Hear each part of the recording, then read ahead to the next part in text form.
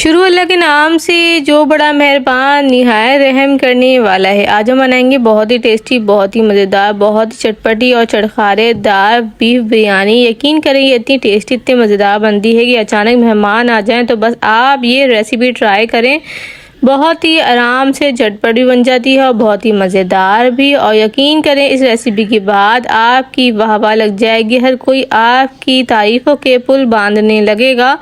इतनी मज़ेदार यह रेसिपी है। तो चलते हैं बिना टाइम वेस्ट किए अपनी रेसिपी की जानिब। लेकिन उससे पहले मैं कहना चाहूँगी कि अगर आपने अभी तक मेरे चैनल को सब्सक्राइब नहीं किया तो चैनल को सब्सक्राइब कर दें, बेल आइकन के बटन को प्रेस करें ताकि आने वाली तमाम वीडियोस आप तक पहुँच सकें। यहाँ पर पतीली में मैंने 1 कप के बराबर ऑयल ले लिया है। ऑयल जो है वो गर्म हो गया है। तो बस यहाँ पर मैंने 3 बड़ी प्याज कट करके शामिल कर दी हैं। उसके बाद यहाँ पे 4 से 5 मैंने लौंग ले ली हैं। 1 टेबल स्पून ज़ीरा ले लिया है। तकरीबन 7 से 8 अदद मैंने जो है वो काली मिर्चें ले लिए हैं। थोड़ी सी जायफल जावित्री ले ली है। 2 तेज़पत्ते ले लिए हैं। 2 बड़ी इलायची ले ली हैं और दालचीनी के टुकड़े ले लिए हैं 3 अदद। उसके बाद इनको अच्छे से हम प्याज के साथ ही फ्राई कर लेंगे। प्याज को गोल्डन ब्राउन होने तक हम फ्राई कर लेंगे। अब यहाँ पर प्याज अच्छे से गोल्डन ब्राउन हो चुकी है। तो बस यहाँ पर अब हम गोश्त शामिल कर देंगे और गोश्त को अच्छे से ना फ्राई कर लेंगे इसी के साथ। जब तक फ्राई करेंगे गोश्त को, जब तक इसका कलर चेंज नहीं हो जाता। और यहाँ पर तकरीबन मैंने आधा किलो के बराबर जो है वो गोश्त लिया है और गोश्त को ना 3 से 4 मिनट तक अच्छे से तेल में फ्राई करेंगे। इस तरह गोश्त का कच्चापन, गोश्त की स्मेल जो है वो ख़त्म हो जाती है और एक लेवल का मज़ा आ जाता है गोश्त में। तो इसको अच्छे से हमने फ्राई कर लेना है। अब यहाँ पर गोश्त बहुत ज़बरदस्त तरीके से फ्राई हो चुका है, आप देख सकते हैं। और यहाँ तक अगर आप आ चुके हैं इसका मतलब आपको वीडियो अच्छी लग रही है। तो प्लीज़ मेरे चैनल को सब्सक्राइब कर दें, बेल आइकन के बटन को प्रेस कर दें ताकि आने वाली तमाम वीडियोस आप तक पहुँच सकें। अब हम यहाँ पर अदरक लहसुन का पेस्ट शामिल कर देंगे।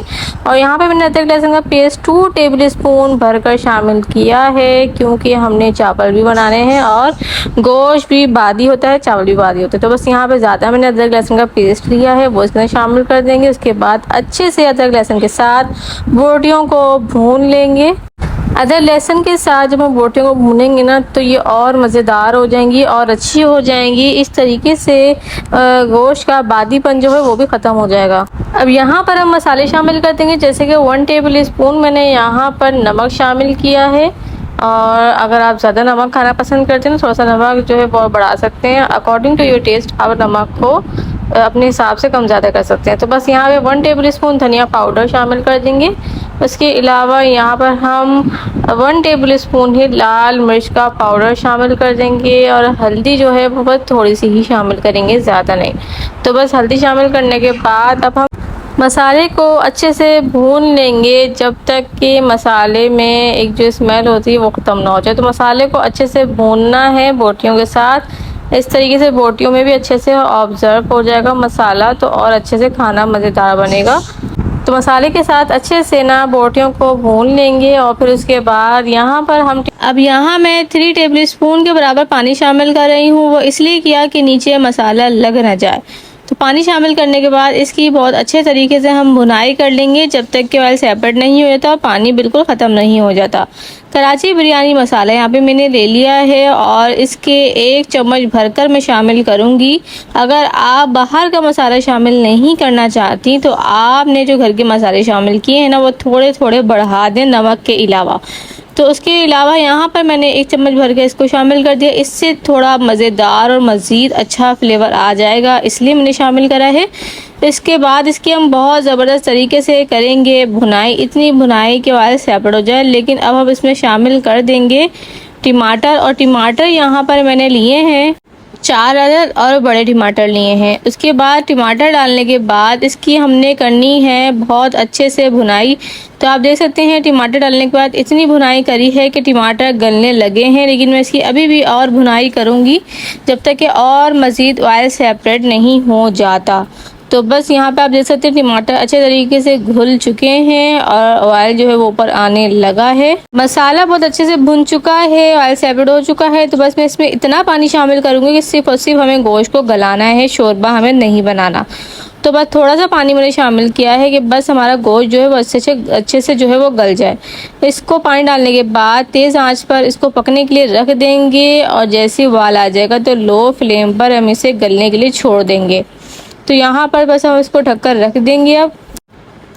अब तकरीबन यहाँ पर 35 से 40 मिनट हो गए हैं। गोश्त बहुत ज़बरदस्त तरीके से गल चुका है और अब बस इसकी हम करेंगे बहुत अच्छे से भुनाई।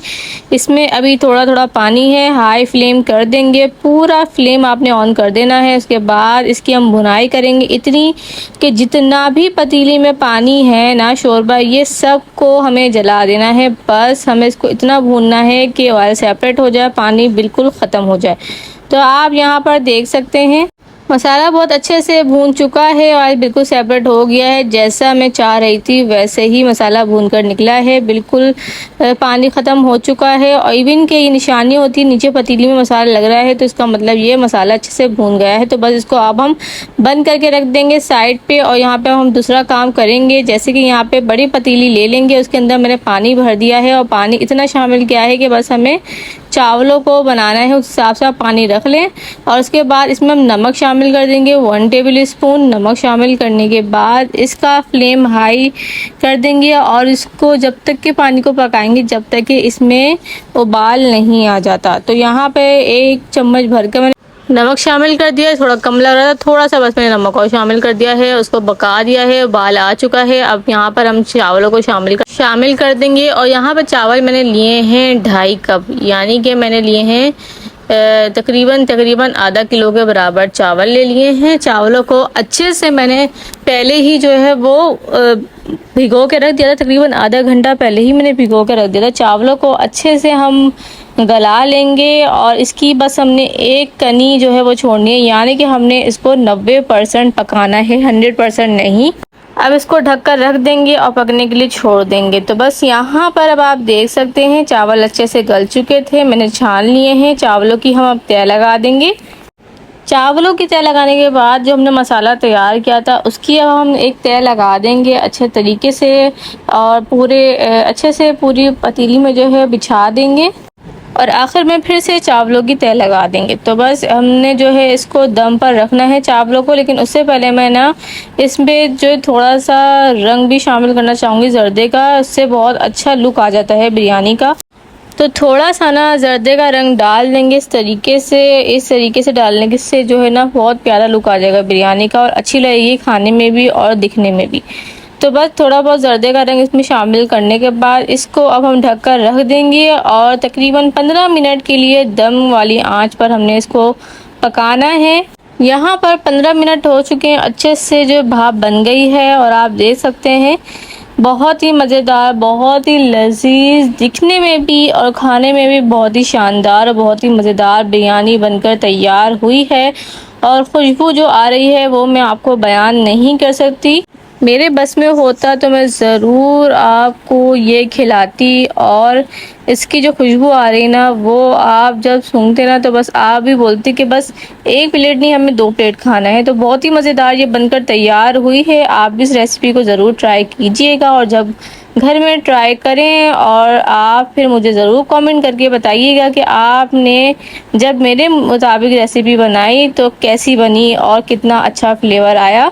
मैं उन लोगों का नाम ज़रूर लेना चाहूँगी जो डेली बेसिस पे मुझे कमेंट करती हैं, जैसे कि किचन कैफ़े हैं, इसके अलावा डेली फूड हैं, इसके अलावा जो है सीमा अंसारी हैं, ये डेली बेसिस पे कमेंट करती हैं। आपका बेहद शुक्रगुजार हूँ मैं। फरजाना है, इसके अलावा उज़ैर हैं ट्रैवलर और काफ़ी लोग हैं जिनके नाम मुझे याद नहीं आ रहे अभी, लेकिन काफ़ी लोग हैं जो डेली बेसिस पे कमेंट करते हैं और उनका मैं बेहद शुक्रगुजार हूँ कि आप लोग सपोर्ट कर रहे हैं। अल्लाह पाक आपको भी कामयाब करे, हमें भी कामयाब करे। तो यहाँ रेसिपी बनकर तैयार है। रेसिपी अच्छी लगी हो चैनल को सब्सक्राइब करना बिल्कुल भी मत भूलिएगा, बेल आइकन के बटन को प्रेस करना बिल्कुल भी मत भूलिएगा ताकि आने वाली तमाम नोटिफिकेशन आपको फौरी तौर पर मिल सके। अपनी फैमिली के साथ, फ्रेंड के साथ, सबके साथ शेयर करें, ये भी एक सदका जारिया है। फिर मिलेंगे नेक्स्ट वीडियो में, जब तक के लिए अल्लाह हाफ़िज़।